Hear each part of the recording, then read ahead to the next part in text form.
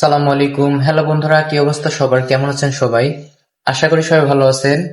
আজকে আসলাম আপনাদেরকে দেখাবো ক্যাপকাটের মাধ্যমে কিভাবে আপনারা সুন্দর ভয়েস এবং স্মুথ ভাবে শোনা যাবে, সেটাই আজকে দেখাবো আপনাদের। তো কথা না বাড়িয়ে শুরু করা যাক আজকের ভিডিও। প্রথমে আপনার মোবাইল থেকে ক্যাপকাট অ্যাপসটি ওপেন করে এখানে এরকম একটা ইন্টারফেস আসবে, নিউ ভিডিও। এখানে ক্লিক করার পরে আপনার গ্যালারিতে যাবে। ওইখান থেকে যে ভিডিওটি দিবেন ওটি সিলেক্ট করে নিয়ে নিচে অ্যাড, এখানে অ্যাড দিবেন। দেওয়ার পরে আপনার ভিডিওটা আসবে, আপনি দেখবেন আপনার ভিডিও ঠিকঠাক আছে কিনা।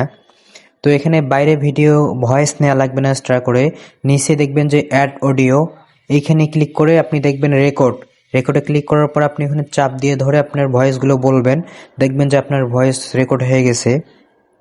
তারপর যেটি করবেন, এখানে টিক চিহ্নে ক্লিক করার পর এখান থেকে আপনি বের হবেন।